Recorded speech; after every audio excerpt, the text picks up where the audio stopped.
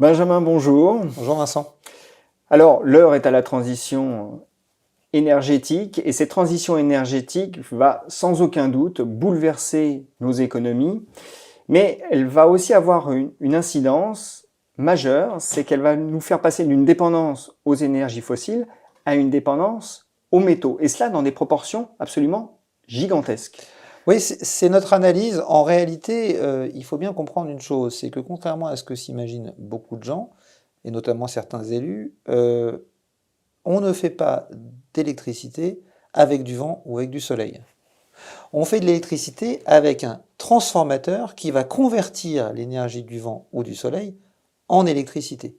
Ce transformateur, c'est un panneau solaire, une éolienne, et ce transformateur, il faut le fabriquer, et il est fait d'éléments réels. Bill Gates disait dans une conférence il y a quelque temps à Stanford, les financiers qui m'expliquent qu'ils vont sauver le monde en arrêtant d'investir dans les sociétés qui polluent m'intéressent. Il va falloir qu'ils m'expliquent comment ils font voler des avions avec des feuilles Excel. À un moment, on est dans le monde du réel, et même l'économie dématérialisée repose sur des serveurs, sur des téléphones, sur des lignes de télécommunications, et donc il nous faut des matériaux. Et une éolienne, c'est entre 950 kg et 5 tonnes de cuivre en fonction de la taille de l'éolienne. Dans un panneau solaire, vous avez beaucoup d'aluminium, un peu d'argent, mais vous faites beaucoup de panneaux solaires, donc ça fait beaucoup d'argent au final. Dans une voiture électrique, vous avez 4 fois plus de cuivre que dans une voiture thermique classique. Vous avez les batteries des véhicules électriques où il y a énormément de lithium, énormément de cobalt, énormément de nickel. Tout ça va bouleverser notre monde de demain en entraînant effectivement, pour nous, une très forte dépendance, et une dépendance qu'il va falloir apprendre à gérer parce que les pays producteurs de métaux ne sont pas les pays producteurs de pétrole. Et ça, on a bâti aujourd'hui notre diplomatie et notre géopolitique autour de ces questions d'énergie et des questions d'énergie fossile. Or, aujourd'hui, les gros producteurs, c'est qui? C'est le Chili, c'est le Pérou, c'est l'Afrique du Sud, c'est l'Australie, c'est la Chine aussi, dans une certaine mesure, parce que on parle aussi de la République démocratique du Congo pour le cobalt, mais après, vous avez des pays comme la Chine qui sont majeurs, puisque la Chine est le plus gros producteur de terres rares. C'est un choix. On avait beaucoup de terres rares, on raffinait beaucoup de terres rares en France. Ron Poulenc, à l'époque, était le Exactement. champion des terres rares, hein. Exactement. On a décidé d'arrêter pour des raisons environnementales et des raisons de coût aussi, évidemment. Mais la Chine est aussi un des plus gros raffineurs de métaux. Et on parlait du lithium et du cobalt, qui sont des métaux qui ne sont pas spécialement produits en Chine, mais la Chine s'est fait une spécialité du raffinage de ces métaux et raffine aujourd'hui entre 70 et 80% du lithium et du cobalt. Quid de nos relations géopolitiques avec la Chine? Ça va être extrêmement important. Et puis vous avez aussi un oligopole sur certains marchés, sur certains métaux, où vous avez quelques sociétés qui représentent la majorité de la production de ce métal, et donc un risque là aussi pour les États. Donc il va falloir s'en préoccuper. La bonne nouvelle, c'est que dans le plan France Relance 2030, annoncé par Emmanuel Macron il y a quelques jours, eh bien, il y a 1 milliard d'euros qui sont consacrés, les journalistes y ont assez peu fait attention, mais 1 milliard d'euros qui est consacré à la sécurisation de l'approvisionnement de ces matières premières. Bon, si les pouvoirs publics prennent en compte cet aspect des choses, tant mieux. Mais j'aimerais, Benjamin, qu'on donne quelques chiffres. Vous avez commencé à le faire en évoquant la part de cuivre au sein d'une éolienne. Je rappelle, c'est entre 950 kg et 5 tonnes. C'est ça, en fonction de la taille de l'éolienne. Bon, ça c'est un chiffre, ok. Ce sont des chiffres qui sont frappants, mais ils le sont encore plus quand on mesure les besoins en éolienne et en panneaux solaires ou en batterie qui vont émerger si l'on souhaite atteindre les objectifs fixés par les accords de Paris. Bien sûr. Alors, dans le rapport qui a été publié par l'Agence internationale à l'énergie en mai, qui s'appelle Net Zero by 2050 Roadmap to Neutrality, donc une feuille de route pour la neutralité, l'Agence internationale à l'énergie, qui, rappelons-le, est une agence qui conseille les pays de l'OCDE dans leur politique énergétique. Dans cette feuille de route, l'agence dit, si on veut respecter l'accord de Paris, et donc être net zéro émetteur en 2050, il faut, par exemple, au niveau des panneaux solaires, multiplier par 5 les installations de panneaux solaires chaque année par rapport à ce qu'on a fait l'année dernière. L'année dernière, on a fait un record, on a installé 130 gigawatts en 2020 dans le monde. C'était un record absolu de capacité solaire installée. L'AIE nous dit qu'il faut installer 620 gigawatts par an, tous les ans, entre 2020 et 2030. Il précise ce que ça veut dire. Ça veut dire qu'entre aujourd'hui et 2030, si on veut respecter l'accord de Paris, il faut installer chaque jour, j'ai bien dit chaque jour, l'équivalent de la plus grosse centrale solaire actuellement en activité dans le monde. Mais c'est Donc les réaliste, besoins sont ça? considérables. Alors les besoins sont considérables, mais est-ce que c'est même réaliste? C'est une question de volonté. C'est un défi industriel, bien évidemment, mais c'est une question de volonté politique. Si les investissements sont fléchés vers ce sujet-là, on peut arriver à développer considérablement la production et se mettre en œuvre, se mettre en route pour pouvoir réaliser ce genre de choses. Je vous demande si c'est réaliste parce que dans un panneau solaire, il y a de l'argent, par exemple. Oui. C'est 5 grammes, hein, je crois Alors, que c'est c'est ce que ça. vous m'aviez dit. Oui. Alors, historiquement, il y en avait jusqu'à 20-25 grammes, mais comme ça coûtait cher, on a essayé de le réduire. On a réussi à tomber aujourd'hui à peu près à 5 grammes par panneau, mais on est sur une courbe asymptotique. C'est-à-dire que ça fait 3 ans qu'on n'arrive plus à diminuer la quantité d'argent embarqué dans un panneau solaire. Mais 5 grammes, on se dit c'est rien, sauf que rapporté au nombre de panneaux solaires qu'on doit produire, c'est considérable. Prenons un exemple. Je vous dis, l'année dernière, on a installé un record de 130 gigawatts. L'année dernière, l'industrie du solaire a consommé 3142 tonnes d'argent. Alors c'est quoi? Parce que C'est ça parle pas 12% de la production Ça mondiale. fait 12% de la production mondiale. Je vous dis, l'Agence internationale à l'énergie dit si on veut respecter l'accord de Paris, il faut multiplier ça par 5 tous les ans. Voilà. Donc ça veut dire que ça peut entraîner une très forte hausse de la consommation d'argent. L'argent est aussi utilisé parce que c'est le meilleur conducteur d'électricité parmi tous les métaux. Hein. Il est aussi utilisé dans la mobilité électrique, pour les packs de batteries. Alors, on ne l'utilise pas dans les batteries elles-mêmes, mais pour assembler. Parce que dans une voiture, on a l'image de la batterie au plomb, qui est un gros module comme ça qu'on a dans sa voiture. Une batterie électrique dans un véhicule électrique, c'est plutôt ce qu'on appelle un pack de batterie. C'est une grosse caisse dans laquelle vous avez plein de piles individuelles qui ressemblent un peu à des grosses piles comme celles que vous avez dans vos transistors, mais un peu plus longues et un peu plus larges. Et vous les mettez toutes dans une caisse. Et après, il faut les relier entre elles pour faire circuler l'électricité. Et là, on utilise l'argent.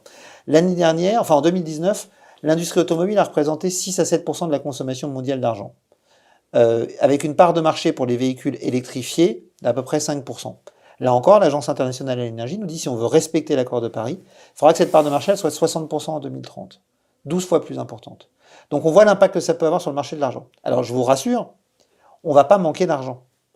Parce que, au-delà de la partie minière, il faut savoir qu'aujourd'hui, on a déjà miné beaucoup d'argent. Et on a un stock au-dessus du sol, above ground, comme on dit en anglais, qui est assez important. On parle de 800 000 tonnes qui sont mobilisables. Donc on ne manquera pas d'argent. Mais la pression mise sur la demande entraînera forcément une hausse des prix dans les mois qui viennent et dans les années qui viennent. Alors, on ne manquera pas d'argent, mais est-ce qu'on finira pas par manquer de cuivre, par exemple?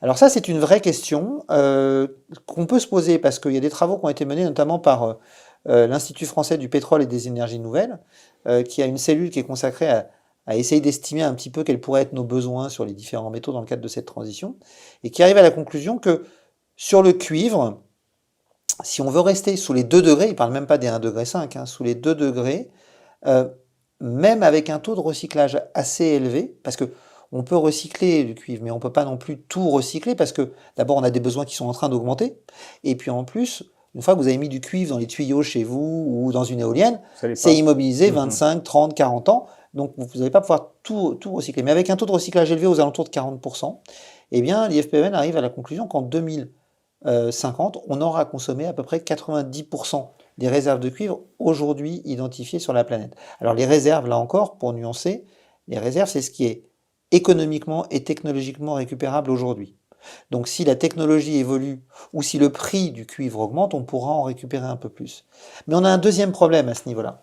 C'est un problème qui a été signalé là encore par l'IFPEN. Une fois que l'IFPEN avait fini de faire ses études, ils sont allés voir les gros pays producteurs, notamment le Chili, qui est le plus gros producteur de cuivre. Donc le Chili les a accueillis avec un sourire jusqu'aux oreilles, vous imaginez bien, on est en train de leur expliquer que c'était eux l'OPEP de demain, hein, l'OPEP du cuivre. Mais ils ont posé une question quand même, ils leur ont dit, mais dans votre scénario, là, pour tenir la croissance de la production, pour tenir la transition énergétique, quelle croissance de la production de cuivre il vous faut par an pour qu'on arrive à faire face? Et l'IFPEN a répondu, c'est entre 4 et 4,5%. Et là, le Chili a répondu, nous, on est désolé, on ne sait pas faire ça. Le mieux qu'on sait faire, c'est entre 2 et 2,5% par an de croissance. Donc on a un double problème. Le problème de la taille du réservoir, ça c'est une chose. Et puis après, ce qui est très important, c'est la taille du robinet à l'extérieur du réservoir. À quelle vitesse on peut sortir ce cuivre de la poche dans laquelle il est contenu. Donc effectivement, beaucoup de challenges qui nous font penser que le prix des métaux n'a pas fini de monter et que ça pourrait entraîner des pressions inflationnistes sur le prix de l'énergie. Alors pendant que vous parliez, on a vu apparaître un graphique justement illustrant la demande de cuivre par secteur et on voit bien, selon les scénarios, eh bien, la montée, de toute façon, quel que soit d'ailleurs le scénario retenu, la montée de la demande de Bien cuivre, sûr. c'est tout de même colossal. Donc là, on a une vraie question et peut-être une pénurie qui va surgir finalement, une pénurie de cuivre. Alors, une pénurie, je ne sais pas si on en arrivera jusque-là, mais en tout cas, il va falloir qu'on mette en place notamment des réseaux de recyclage énormément et qu'on essaye de mettre en place une culture de la sobriété de façon à pouvoir utiliser de moins en moins de métal pour les mêmes usages. C'est un gros enjeu. En évitant le problème qu'on a dans ce genre de cas, ce qui a été décrit par Jevons, qui s'appelle le paradoxe de Jevons, c'est l'effet rebond. C'est-à-dire que des fois, quand on arrive à moins consommer de matière pour un même usage, et ben du coup l'usage se multiplie parce qu'il se démocratise. Donc il va falloir arriver à cultiver cette sobriété en même temps sans générer un rebond des usages qui pourrait nous poser encore plus de problèmes que de solutions. Pour bien montrer que le problème est quasiment général pour les métaux, il faut qu'on évoque le nickel, Oui, lui aussi très utilisé dans les véhicules électriques. tout Et à là fait. encore, on a une demande qui explose. Oui, alors là, Banque mondiale aussi, parce que on a dit, hein, l'Agence internationale a fait une étude sur la criticité de ces métaux, l'OCDE a fait une étude, l'Agence internationale, la Banque mondiale, la Commission européenne, tout le monde commence à vraiment prendre conscience de l'ampleur du problème. Là, si je reprends l'étude de la Banque mondiale dit, aujourd'hui, la majorité des batteries pour les véhicules électriques est à base de nickel. Bon. Euh, Dans le monde aujourd'hui, on produit à peu près 2 millions de tonnes de nickel par an. Et en réalité, il y a deux types de nickel différents. Le nickel de très bonne qualité, de type 1, c'est 1 million de tonnes. Et le nickel de moins bonne qualité, de type 2, 1 million de tonnes aussi. La Banque mondiale dit en 2050, rien que pour l'industrie du transport, pour la mobilité électrique, il faudra 2 millions de tonnes de nickel par an. Donc ça veut dire qu'il faut soit qu'on double la production, soit qu'on réduise des autres usages. Le problème, c'est qu'aujourd'hui, 70 à 75% du nickel est utilisé pour faire de l'acier. Et on ne va pas arrêter de faire de l'acier demain matin. Donc on a vraiment un besoin énorme d'investissement dans le secteur métallurgique, dans le secteur minier, de façon à pouvoir répondre à nos besoins et que les métaux ne deviennent pas l'angle mort de la transition énergétique qui viendrait nous empêcher de faire la transition énergétique. Quand je vous écoute, Benjamin, je me dis tout de même que ces objectifs sont difficilement tenables et que de surcroît, extraire tous ces métaux va requérir qu'on perce des trous un peu partout. Donc le bénéfice environnemental de tout ça me semble pas forcément très évident. Alors ça dépend de quoi on parle. Si on considère que la première urgence, c'est la réduction de nos émissions de CO2, ce qui a l'air d'être acté, en tout cas c'est l'objectif de l'accord de Paris. Aujourd'hui, il faut comprendre que les énergies fossiles sont responsables de 70% des émissions de CO2 sur la planète.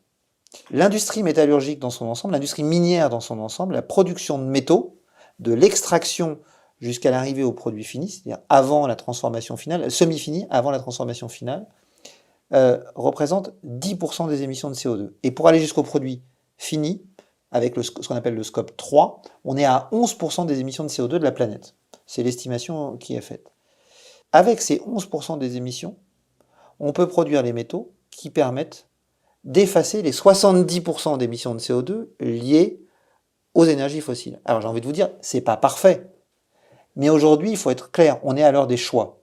Et celui-ci, au niveau des émissions de CO2, me semble relativement évident. D'autant que les spécialistes et l'Agence internationale à l'énergie en tête nous disent que il va y avoir un cercle vertueux, c'est-à-dire que l'extraction de ces métaux pollue, mais son extraction va permettre de créer des énergies renouvelables qui vont permettre de décarboner l'énergie qui va être utilisée pour extraire les métaux suivants. Et donc, l'Agence internationale à l'énergie estime que on peut arriver à baisser, elle prend l'exemple du cuivre et du nickel, on peut arriver à baisser les émissions de CO2 liées à la production de ces métaux de 80%. Restent les autres effets. Les effets sur la biodiversité, et les effets sur la toxicité, sur un certain nombre de problèmes, l'acidification, l'eutrophisation, etc.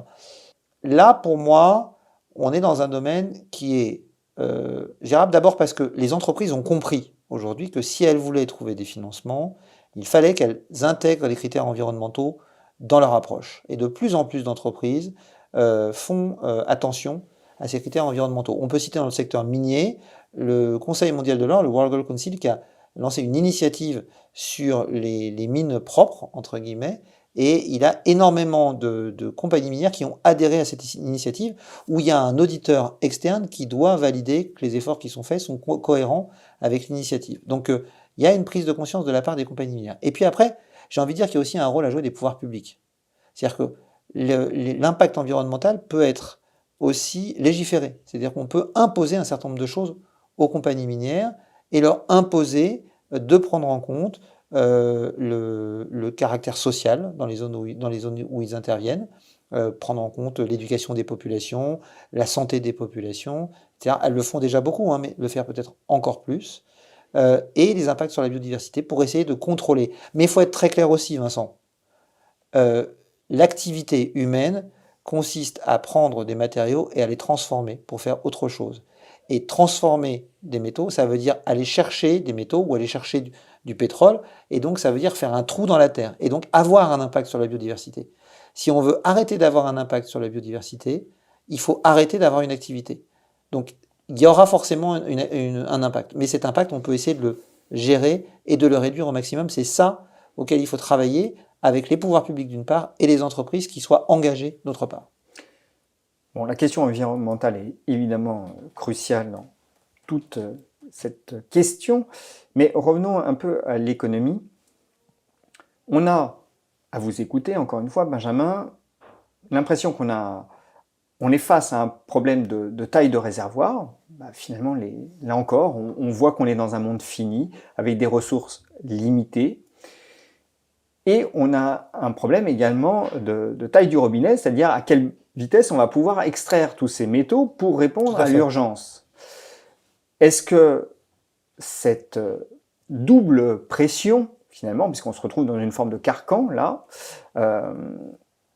les réserves et l'extraction, ne va pas conduire à des prix absolument délirants du côté des métaux dans les années qui viennent? Alors on a déjà des tensions. Hein. C'est une possibilité qu'on n'exclut pas. Effectivement, il est possible qu'il y ait une très forte tension sur le prix de ces métaux. Je pense que moi, la transition énergétique sera probablement inflationniste. Si on veut éviter ça, ou si on veut limiter ça, je ne pense pas qu'on puisse l'éviter, parce que les besoins sont effectivement énormes. Si on veut le limiter, il y a quand même plusieurs choses à faire. La première chose à faire, pour moi, très importante, c'est qu'il faut prendre acte de ce que je disais tout à l'heure sur les émissions de CO2 et sur le bienfait des métaux dans le cadre du premier problème qui est le nôtre, réduire les émissions de CO2. Il y a un texte en Europe qui essaye de flécher les investissements vers les parties de l'économie qui sont bas carbone et qui vont en tout cas nous permettre de mettre en place une économie bas carbone. Ce texte s'appelle la taxonomie. Dedans, l'industrie minière n'est pas citée.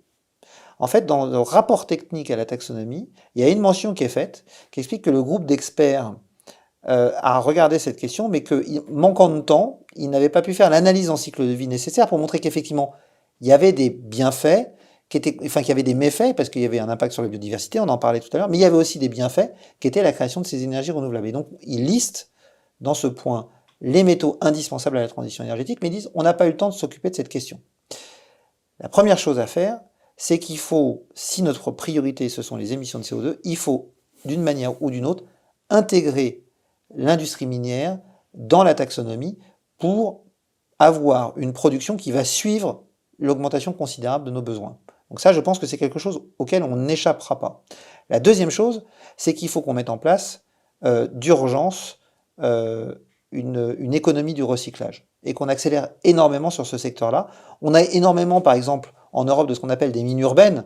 Tout le monde a chez lui 2, 3, 4, 5 téléphones qui dorment au fond d'un tiroir et qui sont remplis d'or, de cuivre, de lithium, de nickel, etc. Donc il faut qu'on mette en place tous les outils nécessaires au traitement de ces métaux, ce qui nous permettra aussi d'assurer une certaine indépendance énergétique.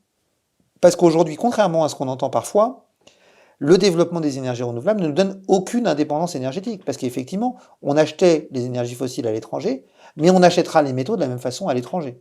Donc, le développement de cette chaîne du recyclage pourrait nous permettre d'obtenir une certaine indépendance énergétique qui est importante pour la suite.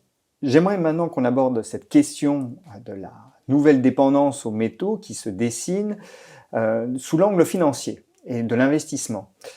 Est-ce que, finalement, pour jouer cette montée en puissance de la demande des métaux, est-ce qu'il ne faut pas s'intéresser en priorité aux groupes miniers et également aux sociétés de recyclage que vous avez mentionnées, Benjamin?